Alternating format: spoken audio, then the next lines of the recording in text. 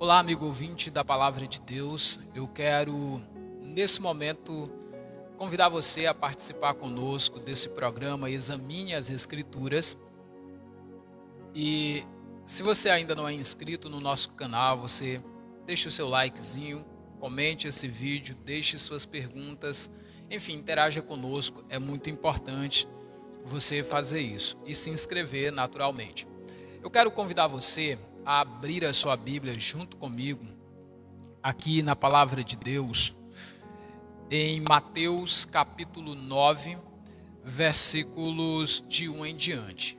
A Palavra de Deus diz o seguinte: Entrando Jesus num barco, passou para o outro lado e foi para a sua própria cidade. E eis que lhe trouxeram um paralítico deitado num leito. Vendo-lhes a fé, Jesus disse ao paralítico: Tem bom ânimo, filho, estão perdoados os teus pecados. Mas alguns dos escribas diziam consigo: Este blasfema. Jesus, porém, conhecendo-lhes os pensamentos, disse: Por que cogitais o mal no vosso coração? Pois qual é mais fácil, dizer: Estão perdoados os teus pecados, ou dizer: Levanta-te e anda? Ora, para que saibais que o Filho do Homem tem sobre a terra a autoridade para perdoar pecados, disse-lhe então ao paralítico: Levanta-te, toma o teu leito e vai para a tua casa. Levantando-se, partiu para a sua casa. Vendo isto, as multidões, possuídas de temor, glorificaram a Deus, que dera tal autoridade aos homens. Olha só que maravilha nós temos aqui nesta passagem das Escrituras. O que nós percebemos sempre quando lemos a palavra de Deus? A primeira coisa que nós percebemos é que os discípulos estavam numa caminhada com o Senhor Jesus e eles estavam conhecendo o Senhor progressivamente. Assim como nós, quando no princípio da nossa caminhada, embora não conhecêssemos muito sobre Deus, mas ouvimos a palavra de Deus, o Evangelho adentrou na nossa vida e aí nós nos arrependemos dos nossos pecados e decidimos então entregar a nossa vida ao Senhor. Quando nós fizemos isso, a nossa vida foi completamente transformada pelo Senhor Jesus. E uma mudança linda logo começou a acontecer em nós. Qual foi a mudança que aconteceu? O próprio nosso Deus, Ele foi se revelando a nós. A sua salvação nos selou e nós nos tornamos aptos para morar no reino dos céus com essa vinda do Senhor para as nossas vidas. Agora olha esse texto sagrado. Lá em Cafarnaum havia um paralítico. Jesus poderia muito bem ter apenas curado aquele paralítico, como ele já havia curado vários outros enfermos. Nós estamos vindo ali de leprosos sendo purificados, nós estamos vendo pessoas com febre sendo curada da sua febre, vemos eles expulsando os demônios e agora um homem paralítico que ele poderia muito bem ter dito, como foi dito para Pedro lá na Porta Formosa: levanta e anda, mas não foi isso que o nosso Senhor Jesus Cristo disse. A esse paralítico, quando ele viu que ele tinha fé, o Senhor olha para ele e disse: tem bom ânimo, perdoados estão os teus pecados. Até aquele momento, os discípulos sabiam que o nosso Senhor Jesus Cristo, ele tinha poder para curar a enfermidade, ele tinha poder para curar uma febre, ele tinha poder para expulsar demônio, ele tinha poder sobre a natureza quando ele manda o vento aquietar-se. Mas agora, poder para perdoar pecado, essa era nova, mas não era nova apenas para os judeus. Aquilo era novo. Aliás, não era novo apenas para os discípulos, era novo para os judeus, era novo para os seus discípulos, era novo para todo mundo. Ninguém até aquele momento da história havia visto um homem ter a ousadia de abrir a sua boca e dizer: perdoados estão os teus pecados.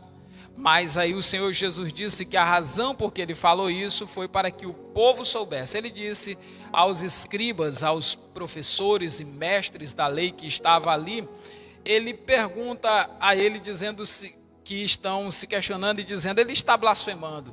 Jesus, conhecendo os pensamentos, disse: por que é que vocês cogitam o mal no coração de vocês? E aí ele faz a pergunta: o que é mais fácil? É dizer para esse homem: estão perdoados os seus pecados, ou dizer: levanta-te e anda? E aí os escribas estão ali pensando, enquanto pensa, ele vai lá e livra eles daquela dúvida cruel. Ele diz, olha, para que vocês saibam que o Filho do Homem tem autoridade sobre a terra, ele disse então ao paralítico que eles esperavam que Jesus iria dizer. Ele diz a ele, levanta-te, toma o teu leito e vai para a tua casa. Olha o que aconteceu nesse momento. O Senhor disse para aquele homem. Então vocês querem saber, pessoal, que eu tenho autoridade para isso? Levanta, toma o teu leito e vai para casa. Aquele homem se levanta, toma o leito dele e vai para a sua casa. E ficou confirmado que Jesus tinha autoridade sobre a terra para perdoar pecados. Claro que se ele não tivesse, aquele homem não teria levantado, aquele homem não teria andado. E vamos lembrar uma coisa, Jesus havia esvaziado-se a si mesmo, assumido a forma de servo.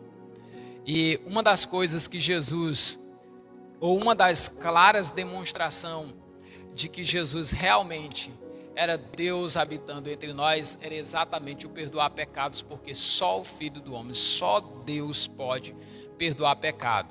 E o Filho do Homem aqui perdoa pecados. E o texto diz que ele levantando partiu, e vendo isto as multidões ficavam possuídas de temor e glorificaram a Deus que dera tal autoridade aos homens. Autoridade aos homens. Que autoridade foi essa?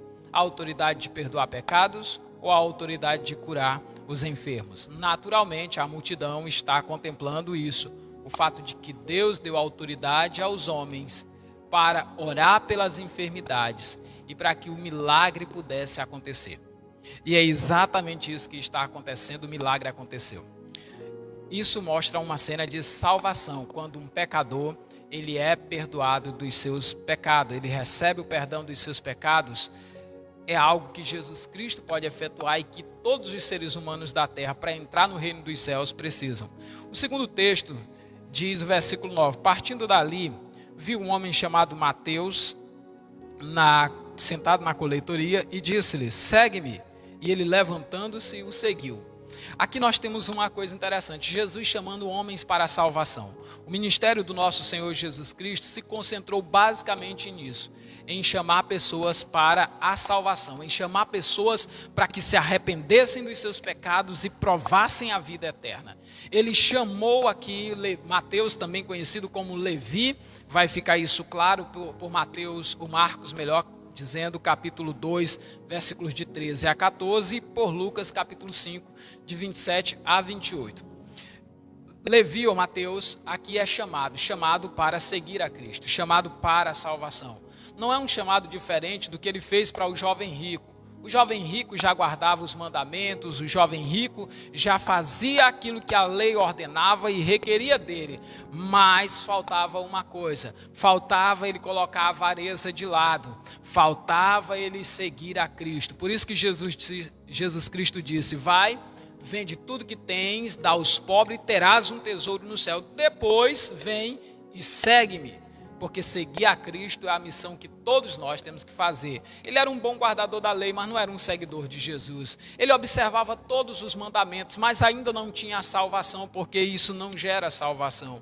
O que gera salvação é colocar Deus em primeiro lugar. Por isso a avareza tinha que ser removida da vida do jovem rico. O que traz a salvação é seguir a Cristo. Por isso aquele homem recebeu o desafio que depois que ele se livrasse do impedimento, ele viesse a seguir a Cristo. Não foi nada diferente do que João Batista fez. Quando o povo vinha às multidões para ser batizado, ele disse, raça de víbora, quem vos induziu a fugir da ira vindoura? E depois aprendei o que significa o arrependimento. E eles ali foram exortados por João Batista para buscar o entendimento do que significava de fato se arrepender e não apenas mergulhar num tanque com água, porque o propósito vai para além disso.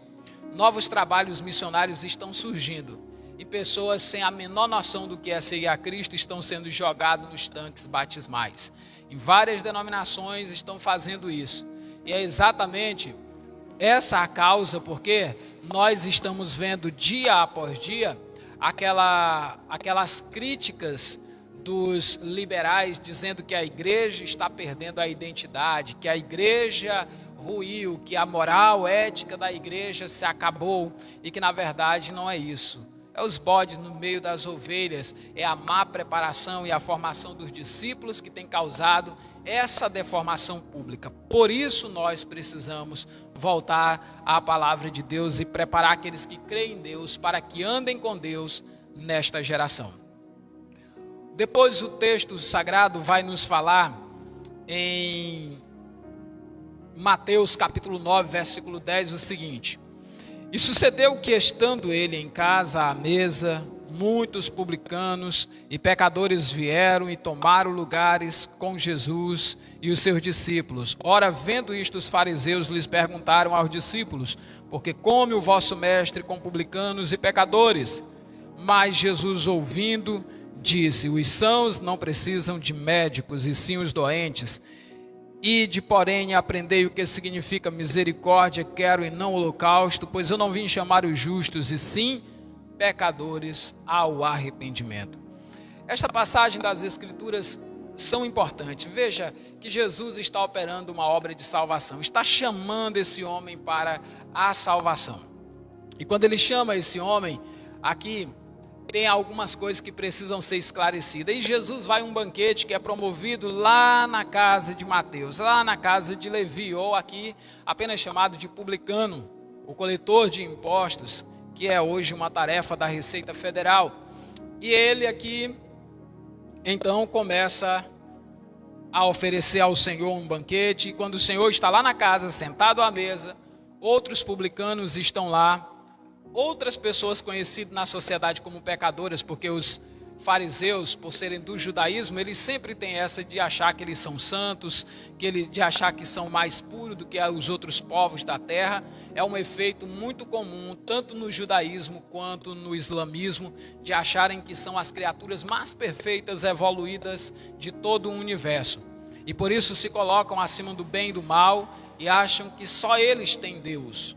E essa visão tem levado muitos genocídios a serem feitos mundo afora, através de ataques terroristas, através de vários atos de injustiça que a história demonstrou que já foi realizado. E nós, cristãos, precisamos fugir dessa coisa de achar que só nós temos Deus, de que só nós, cristãos, somos detentores disso e não é para levar para outros povos.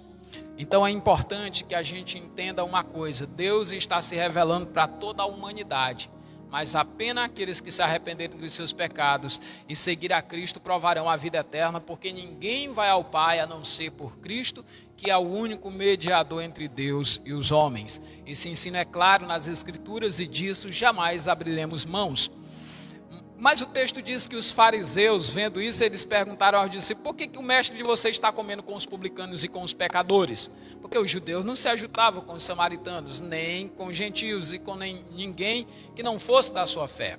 Nós cristãos nos ajuntamos com gentios, com muçulmanos, com judeus. Nós cristãos nos ajuntamos com todas as pessoas, no propósito de conduzir todos a Cristo. E viver com eles de forma pacífica, tranquila, sem causar-lhes qualquer mal, por eles serem do Islã, ou por eles serem do judaísmo, ou por serem de um animismo, ou de qualquer cultura hindu, seja lá elas quais forem, ou religiões de matrizes africanas, sejam elas quais forem. Nós nos aproximamos dos homossexuais para resgatá-los para Cristo, para que eles também provem dessa salvação de Deus. Nós nos aproximamos de empresários para resgatá-los para Cristo e trazê-los para o reino de Deus. Nós nos aproximamos de juízes, de magistrados, de políticos, de todos, para trazê-los para Cristo, para servir ao Senhor e andar com Deus na nossa geração, porque eles precisam de Deus. E o Senhor nos chamou para isso. E o texto sagrado vai dizer que, ouvindo Jesus isso, disse: os sãos não precisam de médico, mas os doentes. Sim, aquele povo estava adoecido nos seus pecados. E claro, naturalmente, os fariseus se consideravam sãos.